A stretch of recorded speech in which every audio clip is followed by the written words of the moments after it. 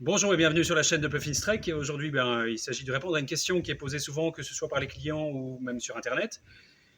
Qu'est-ce que veut dire autovideur pour un dériveur? Est-ce qu'il existe d'autres solutions pour vider l'eau embarquée alors qu'on navigue?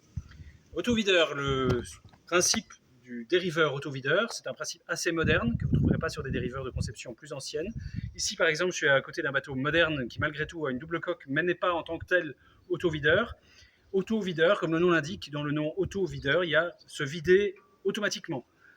Pour que le bateau puisse se vider automatiquement, il faut déjà que vous ayez pris de l'eau, que ce soit de la pluie, une vague, ou que vous soyez retourné totalement ou partiellement, parce que le principe de ces dériveurs, c'est que le lest, il est embarqué, c'est vous, et il n'y a pas une quille, donc ils peuvent effectivement bouger et prendre de l'eau, se retourner totalement ou partiellement, mais ils ne couleront jamais parce qu'ils sont insubmersibles, et quand ils se remettent, il peut y avoir petit ou beaucoup d'eau, et cette eau, dans le principe du dériveur autovideur, vous n'avez rien à faire dès que le bateau commence à avancer, parce que déjà il ne coule pas, mais il peut continuer à naviguer même avec beaucoup d'eau dans le bateau.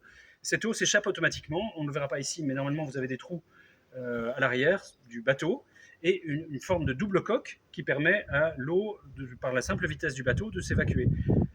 Auto-videur, donc je répète, l'eau se vide automatiquement. Un principe qui est aussi simple, qui demande juste une petite manipulation, s'appelle le vide-vide. Ce sont deux petites pièces qu'on voit très bien ici. Il y en a à bâbord et à tribord, c'est la pièce tribord qu'on voit ici. Ce sont des petites pièces mécaniques ultra simples. Vous voyez, position haute fermée, l'eau ne peut rentrer, ne peut pas s'échapper. Position basse ouverte, l'eau, comme dans le principe de la coque auto-videur, s'échappe d'elle-même. La seule chose qu'il y a à faire en plus, c'est que la position doit être évidemment en position basse. C'est-à-dire que, admettons qu'il y ait un certain niveau d'eau après un dessalage, vous mettez les deux vite en position basse, ça agit comme un aspirateur, ça se fait simplement par succion.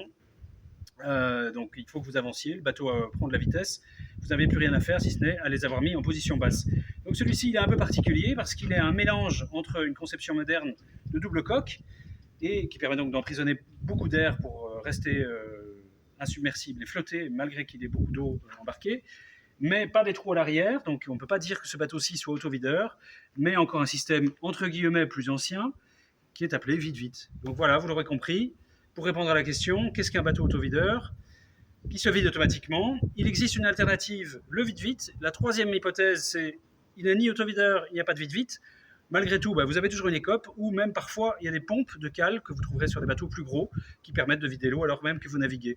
Donc voilà, répondre à cette question, c'est essentiel parce que déjà, elle est posée constamment. Première chose, tous les bateaux ne sont pas autovideurs. Deuxième chose, il existe des alternatives au principe autovideur. Et troisième chose, vous n'allez pas couler même si le bateau n'est pas autovideur. Les bateaux plus anciens qui sont ni autovideurs ni vide-vide ont quand même des solutions pour vider l'eau.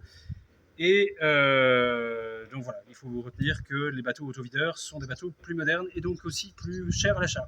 À bientôt, au revoir.